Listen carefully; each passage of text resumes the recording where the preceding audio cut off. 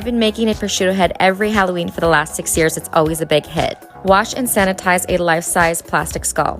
Use cream cheese to glue your plastic eyeballs in the eye sockets. Next, use about 10 slices of room temperature prosciutto. Mold this on every part of the skull, leaving only the eyeballs and the teeth exposed. This can be made up to 1 week ahead of time. Just cover tightly with plastic and store in the fridge. I like to serve mine on a platter with charcuterie and cheese. Enjoy!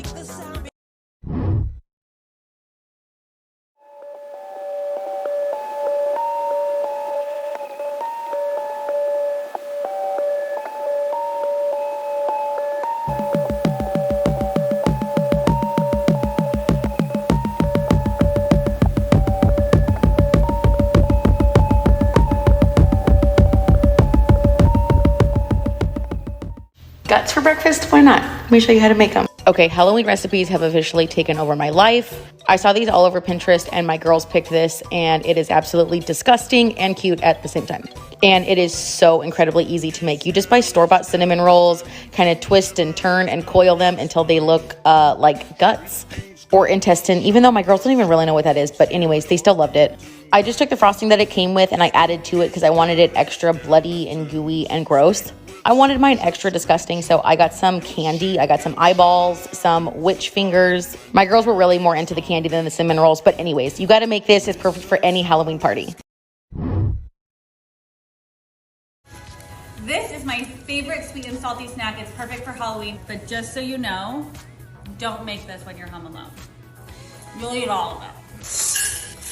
Another kind of trick.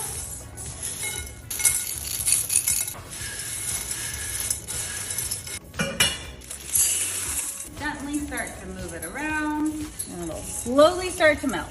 You can totally melt white chocolate in the microwave. Be careful though, it's very finicky. Do it on like 10-second intervals. The double boiler method is just a little bit safer. So I'm going to turn this off. This is perfectly smooth, and then carefully take the glass bowl off and dump it right on top of the cereal mix. Fold everything together. You want all the cereal to be fully coated with the white chocolate. I'm just gonna need it to stick together. Grab a piece of parchment paper and just dump it out so it can dry and start to set.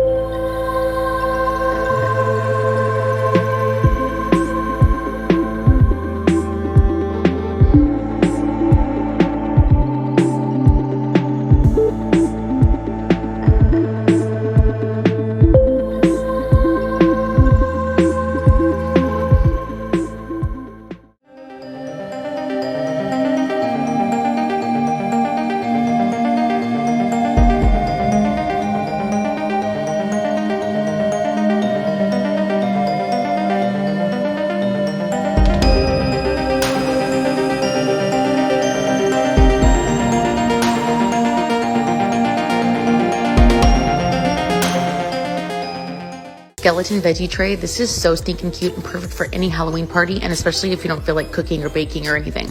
I used celery for the little bones and then tomatoes for the joints, and put cucumbers down the center for I'm not really sure what. Bell peppers for the ribs. I mean, you knew I was gonna throw in bell peppers.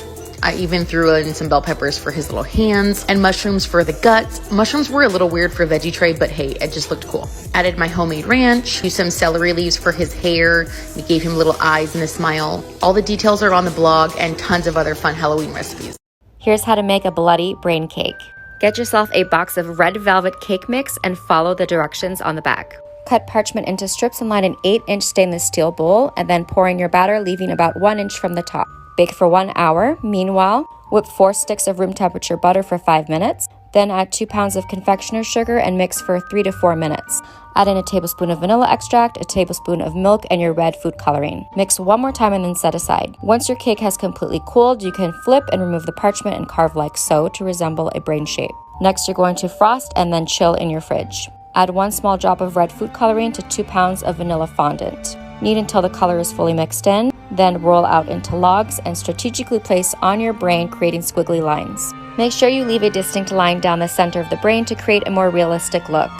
Now for the bloody effect, you're going to brush on red seedless raspberry jam.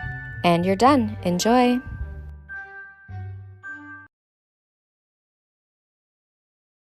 I am obsessed with how this spatter bread bowl turned out for my son's birthday party, and I could not wait to share with you guys how to make it. Promise it's not that hard. So you're gonna let these rolls rise for a couple hours, and then you're gonna use 2 for the head and 10 for the body. Make them into nice firm balls, and then roll out the leg. You're gonna want 2 that are a little shorter and 2 that are longer. Just adds to the spatter effect. Once that's done, let it rise for a little longer, about 30-45 minutes, till it looks like this. It's so cool, guys. I'm so obsessed. So now you're gonna rub some butter on top. I only made a baby one because my son was upset that the mommy spider didn't have a baby spider.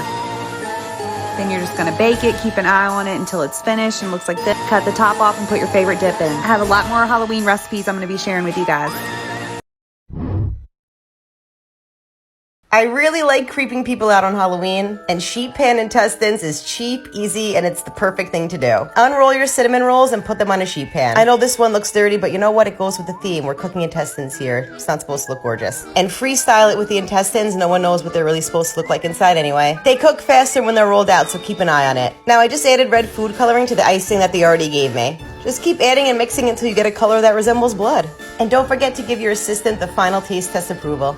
Now just pour that red icing or blood all over these intestines. You gotta have an imagination for this one, but it works. It kind of really does look like bloody intestines. Definitely a super easy way to get in the holiday spirit. I hope you like this one. Happy fall, y'all. Let's make pumpkin baked brie. Start with a pastry puff and almond butter and then add the brie. I love Briette because it's the perfect size.